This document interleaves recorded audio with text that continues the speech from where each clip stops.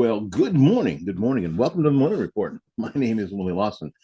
We trust that you are well this fantastic, wonderful, amazing day. It is May the 3rd, 2023. I told you all yesterday I went to a band concert. I know what you're thinking, but it was wonderful. It was a community band in this area called Fanfare Winds, and amazing performance, a piece that was had the world premiere, dedicated to my best friend, and it went really well. And it was a good time. Lots of friends, people I hadn't seen in a good bit. Got to talk to them and enjoy the evening with them. So I'm super excited. I'm super relaxed. You can tell I'm sort of smooth here. I'm just super relaxed because I got to take down the dryer vent today. So I'm feeling good. I really am. We've got some things to talk about for sure.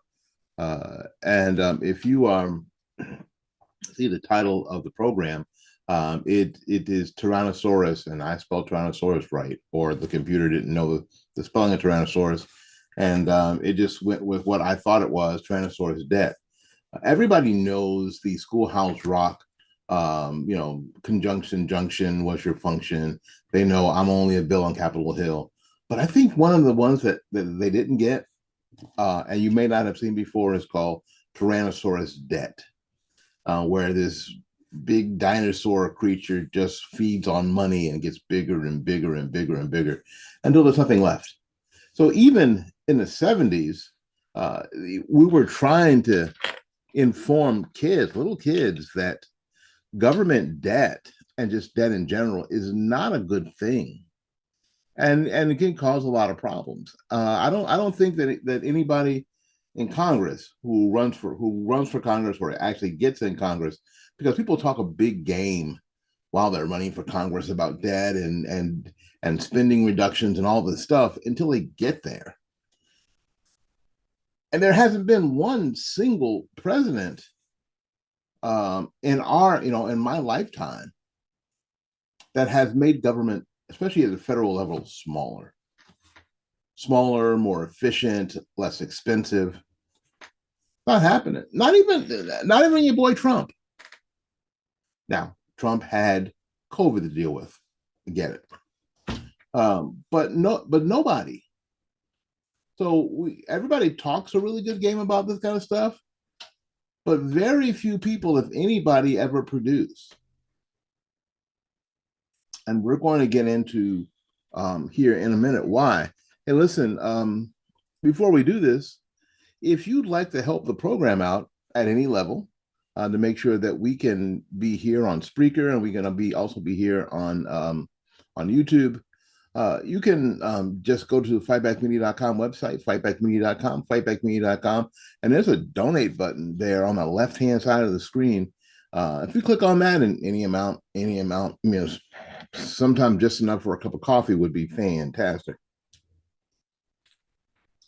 to help us with the cost of staying on Spreaker, of course, because a lot of people don't want to be on YouTube. I mean, a lot of people don't have time for YouTube, and like their podcast, audio podcast. And we've been neglecting the audio side, and I apologize. But there is actually, frankly, more expense to that. I'd like to upgrade the Zoom part, the YouTube part, so we can actually have people on. We can have you watch live as well, but that's going to take a little capital expenditure. So anything that you, now, I'm not begging for money. I'm not. I mean, if you don't, and that's fine. I don't care. But if you would like to, that would be very, very cool. And if you are listening or watching from somewhere outside of the continental US, please send us an email at fightbackmedia@gmail.com, fightbackmedia@gmail.com. We'd love to hear from you, where you're listening, how you found the program. That would be very, very cool. All right, listen, let's get into this madness, because it is madness. Treasury Secretary Janet Yellen set the date for Armageddon. Armageddon. June 1st, 2023. That's when the United States defaults on its financial obligations unless the debt ceiling is raised. Now, this whole concept to most of us seems insane. So, unless we decide that this number, whatever it is, let's say it's 4, we owe 4.5. So what we're going to do is that we're going to raise what we say that we can spend to 5. We're still going to owe 4.5 until we owe 5. And then when that happens, so instead of spending down to 5 or owing less, we're just going to, when we get to 5 and 5.5, we're just going to raise the amount of money that we say that we can spend to 6. How cool would it be if your personal finances worked that way? I would have that plane by now because I want a plane. I would just go out and buy myself a Cessna 172. I would store it at Vandenberg, and that's what I take my lessons in. And when I ran out of money, I would just give myself more money. I would just say, okay, I don't have the $15,000 for lessons, so I'm short, so I'm going to raise my debt limit $15,000. Oh, and $170,000, or no, I'm sorry, $400,000 for the plane. No worries. Just raise the debt limit. That way, whatever I owe to be okay. Yeah. I'd be flying around now in the Fight Back Media Cessna 172 if that's how my personal finances work or your personal finances work. So when they tell you that it's more complicated than that, it really isn't. Generally speaking, the general concept is that the federal government just decides that it can spend more.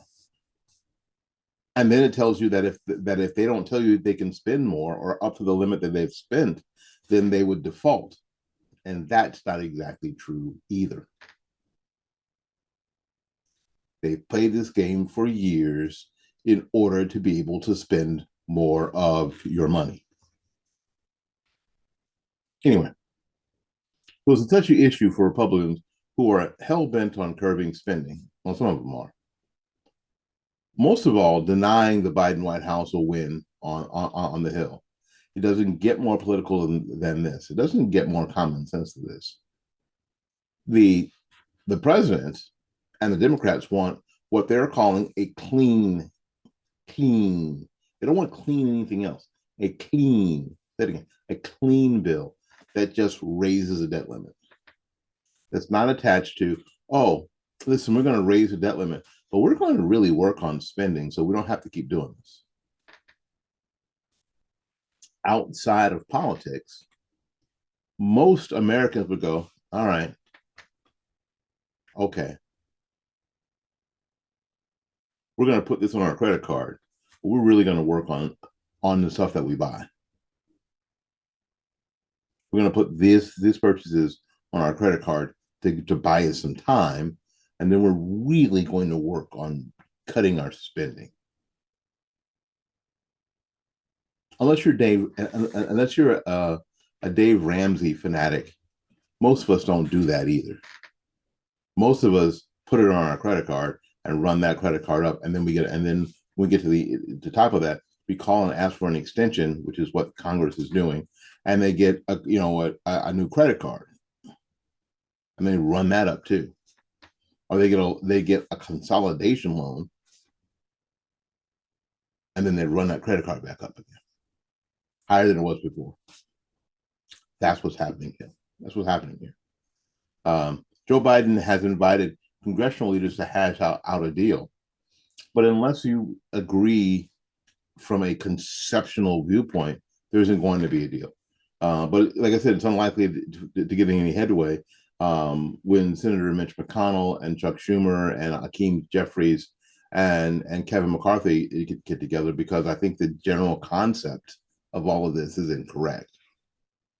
They're never going. There won't be any meeting of the minds because it's too political to do so. Jeffries and Schumer are there to protect Biden. I'm not sure who McConnell and McCarthy are there to protect. I'm not, and frankly, neither are you. House Republicans passed a bill to increase the debt ceiling, which Democrats will likely block. And this is why. Because the Republican bill says, yeah, we're going to put this on our credit card, but we're going to look back at our budget and look at spending, and some of this stuff would be nice to have, but we can't afford. The analogy that I've used many a time, and I'm going to use again today, is, you know what is a good idea? For me to have a 90-inch color TV, flat screen TV. That's a good idea. There's no downside to that, other than I don't have a wall in my house that it would fit on. I don't. And I don't have the money to buy it, which means if I did get it, the electric bill wouldn't get paid, and then I wouldn't be able to watch it anyway. I don't have a card. I don't have a car to carry it home in. It just, there's so much wrong when you started unpacking. Is it possible? It's a good idea, but is it workable? Is it a workable thing? The idea of me having it is wonderful. Making it work, something else. And I think there's a lot of stuff that, quite frankly, is in the federal statutes, in the federal government, that would be nice to have stuff, but you can't afford it. You can't afford it, especially now. So you have to do what you do with children. You have to say, no, you can't have all 10 things on your Christmas list. So you are going to have to pare this list down to your top 4. This is what we need to do with Congress. It's unlikely that would happen, but that's the mentality that you and I have to have. Yes, you have 10 things that you want. I know. And you have said that you will die if you don't get those 10 things, just like your kids do, right? First of all, you know, and I know they won't die. First of all, I know and you know that if Congress doesn't get all of its wish list, if the Biden White House doesn't get all of its wish list, the country is not going to sink 1 inch further into this Tyrannosaurus debt than it is now. So they're going to have to decide the top 4. Now, deciding the top 4 things or 3 things they want, do this. It exposes whatever your agenda is. It exposes your agenda and makes it so. And so now you got 4 things that are up for debate, and you have to defend them. You can't just say, if we don't get this unending supply of money to every cause that exists in the world, we're going to, dive into the abyss. You have to defend those things, and you have to tell the American people why they're necessary, how you're going to pay for them, how efficient they're going to be, and then you sort of put the spotlight on yourself. And the left is not interested in putting the spotlight on themselves, not even a little bit, not even a little bit, not at all. So we're going to be at an impasse. Well, I have a T-shirt on the Fight Back Media gear page that says "Gridlock is good." Gridlock is good. Why is gridlock good? Because things can't get worse. Can't get worse. If we are at impasse and you can't move on from there, which means you can't jack it up any more than it's jacked up. Because sometimes, and this happens in our personal lives too, that we get at impasse, or we're so afraid of getting an impasse or gridlock that somebody gives in and does the thing that you know won't work. And that only makes it worse to get the pressure off for the meantime, in hopes that somehow it'll fix itself or we'll be able to come back to it later.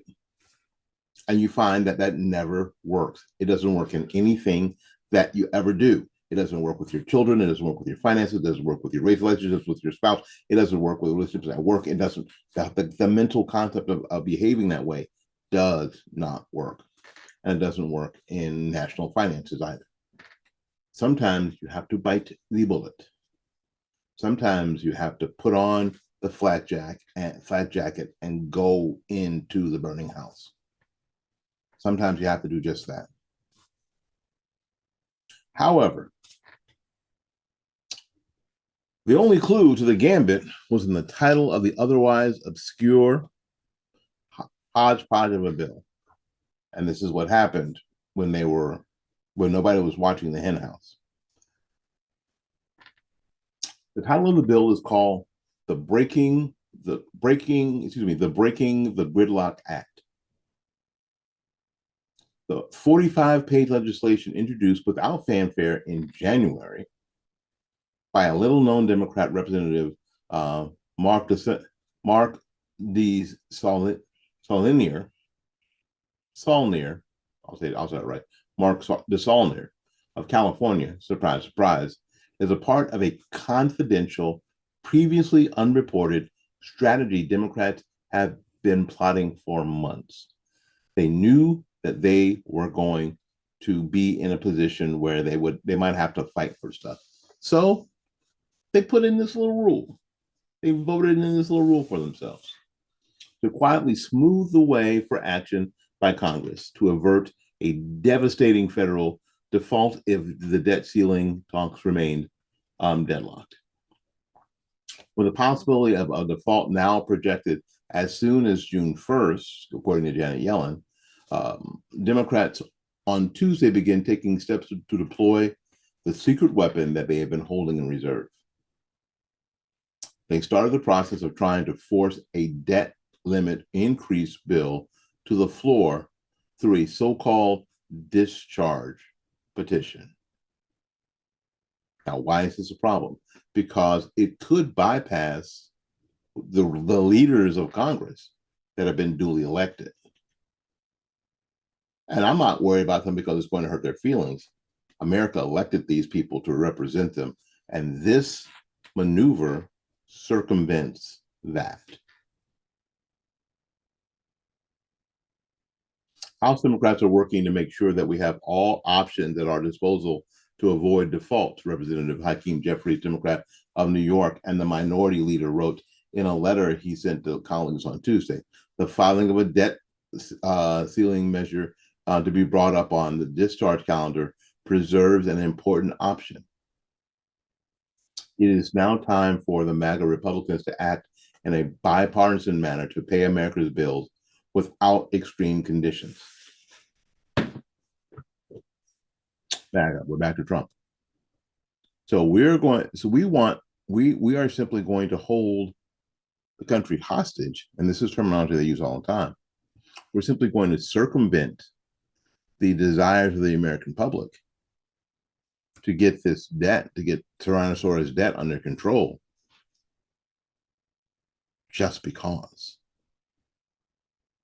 Hakeem Jeffries is putting up the big brown middle finger to you and to me and everybody else who is on the hook for America's debt.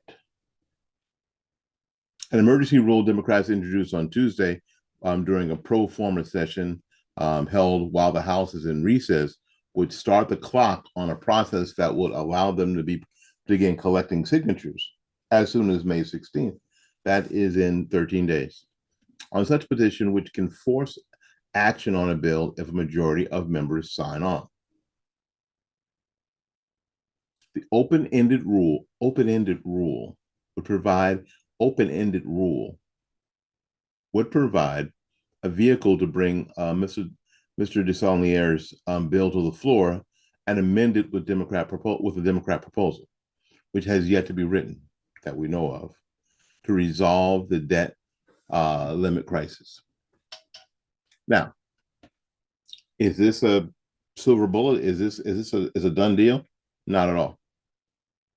As a matter of fact, it may even be a long shot. Gathering enough signatures to force the bill to the floor would take at least 5 Republicans in the House. This is why the disappointing this is why the disappointing results of the midterm elections are coming to bear. 5. It only takes 5. 5 Republicans to sign this petition. All the Democrats are going to, because that's what they always do. Gangs running packs. So that's what they're going to do. The idea to settle the debt ceiling proposal itself for the strategy to succeed. Democrats will likely need to negotiate with a handful of what we're going to call mainstream Republicans to settle on a measure they could accept. Well, didn't Joe Manchin learn that you can't trust these people? That they say, oh, we're going to do this, we're going to do this, fine, and then you get there and that stuff's tossed out. Now I saw this happen before. I saw this happen in 2008 and 9 when we're dealing with the Affordable Care Act. I heard from my friend Marco Rubio that that Republicans had a chance to get all these amendments and set up ready to go and blah blah blah, and they were going to write this thing together, and they came to produce their side, and the Democrats had already done it, and and all the Republican work, hours and hours of Republican work, was just tossed into the waste bin. This is how these people act. This is how they function. This is how they run roughshod over Republicans again and again. So 5 is a magic number. In the Senate, it's a different animal. 5 votes is 5 votes shy is a long shot. Fewer people, obviously. And while the New York Times described this petition initiative in similar terms, we can see 5 Republicans join the effort when things go belly up at the White House, and they will. The petition is reportedly the thing that Democrats will dangle in front of Republicans to force the compromise. If you don't do what we say, they say compromise, but they don't mean compromise. They mean if you don't do what we say, then this could happen. And do we have the cojones, the huevos? I mentioned those yesterday. To say, whatever, do your worst. Do your worst. And the 5 Republicans that sign on with the Democrats, then they get primaried right away. Hell, they need to be recalled.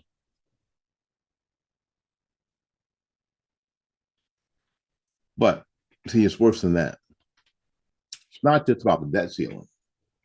New York Times posted a host of issues that are rolled up into this bill, including protecting veterans from the IRS, providing more small business loans, and greenlighting new grants for defense spending. House Democrats have dubbed the motion a Swiss Army knife.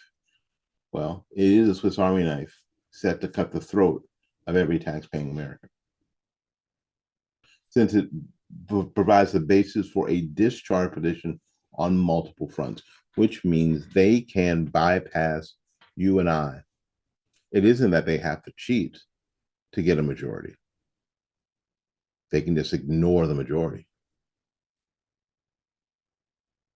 Holy crap, y'all.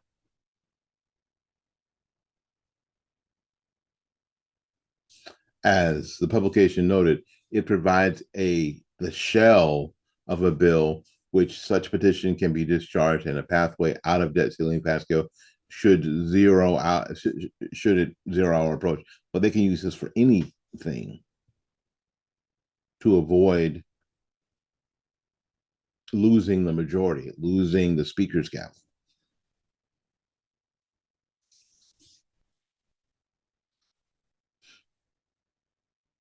Make sure you call today, your Congress critter, and especially if they're Republican, you go, don't you dare sign that petition. Don't you dare. Don't you dare. Don't you dare sign it under any circumstances, default or no. And that may put us in, in a space where we've not been before. But sometimes you got to hit bottom to know that you got to fix something. Yes, you're going to get blamed for it. You're going to get blamed for the first default in American history. Yes, but don't you dare. Because again, in this quote compromise, what you're compromising is everything that we hold dear. Every bit of control that the American people, the American taxpayers have, you're about to sign away. That's what's at stake. My name is Willie Lawson. This has been The Morning Report. The Morning Report is production of fightbackmedia.com, fightbackmedia.com, fightbackmedia.com, and fightbackmediatv.com. Until we see you again, go out there and learn something, love somebody, and for goodness sakes, y'all take care of yourself. We will see you when we see you. Bye-bye now.